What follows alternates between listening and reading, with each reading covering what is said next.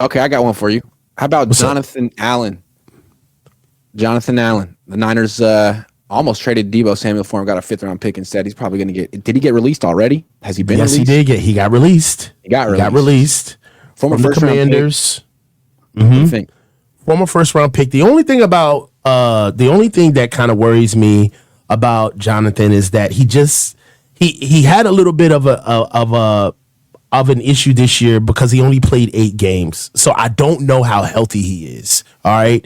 Outside of that though, outside of this past year, he is the pure definition of consistency. He played 16 games the year before. He's out of his 8 years in the league, he's played 6 years where he's played damn near the entire season. Now, one thing that I will tell you is that he's good on the interior and he's really good on sacks. My issue with him is that the run game. Now, he's not as big. He only weighs like 285 pounds. So Yeah. he's going to have another road grader next to him. But I do love his consistency. I'm really shaky on bringing him over here because I don't know if he's a different player.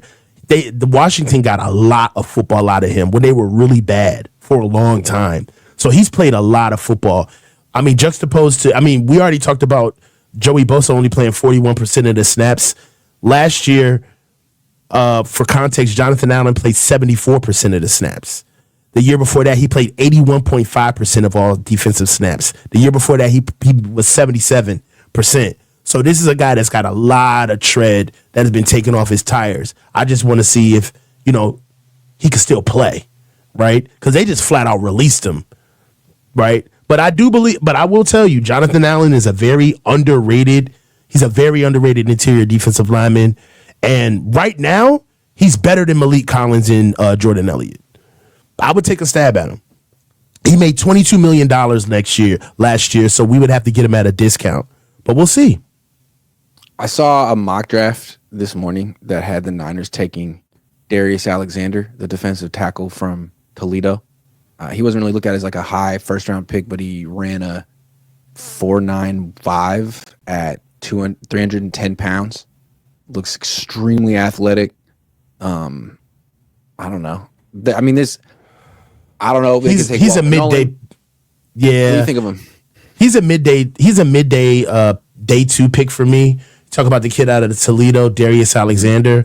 One of the things about him is that, look, he's 6'4". You get it. 6'4", 300 pounds. He's going to run a 4.95.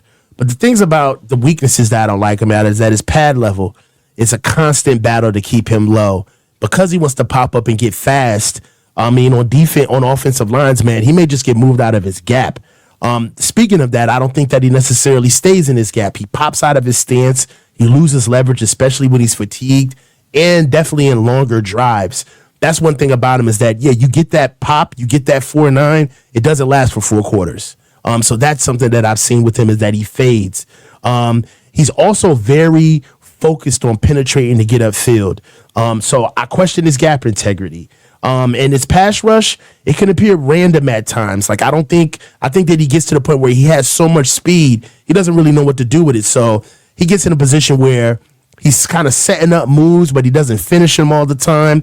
He ends up messing up his spacing with offensive linemen, kind of not getting off half-baked moves. And often in the NFL, that's when you find yourself on the ground.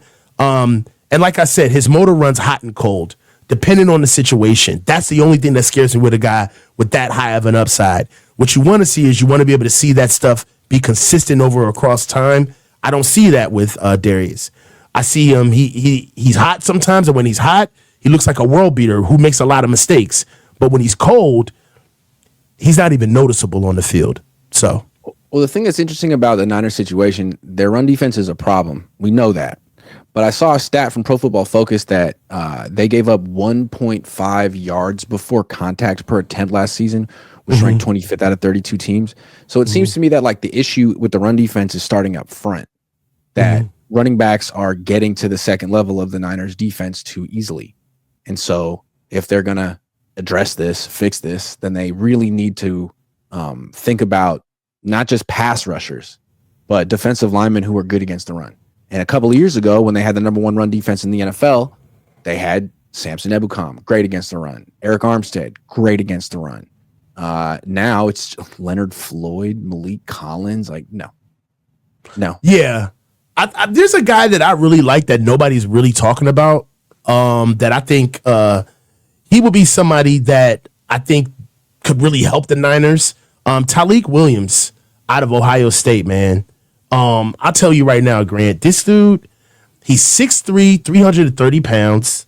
And with the teams that he's played with, all right, and how he's done throughout his entire career, I think that he's somebody who would do exactly what the Niners need.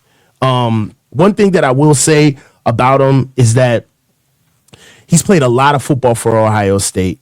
Some of his strengths right now is that I know that at 6'4", he's got raw power. He's got huge weight room strength, and it converts on tape. I mean, he throws people around.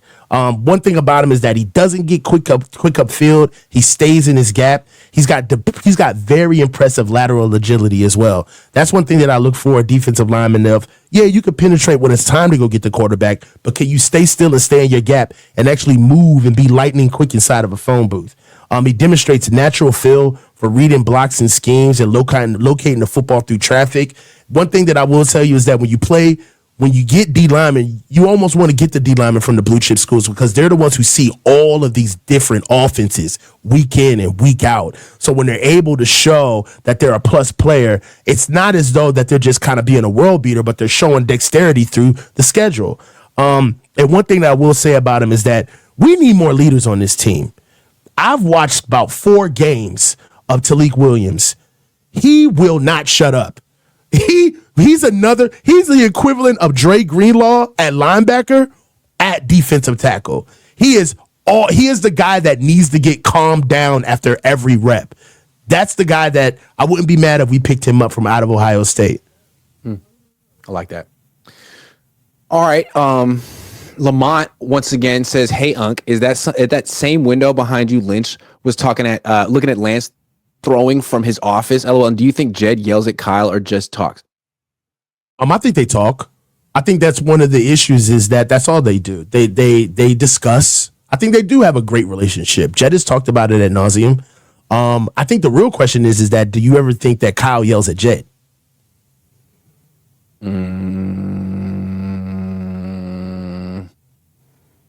That's a good question. Maybe I could see that. I can see that. Mm-hmm.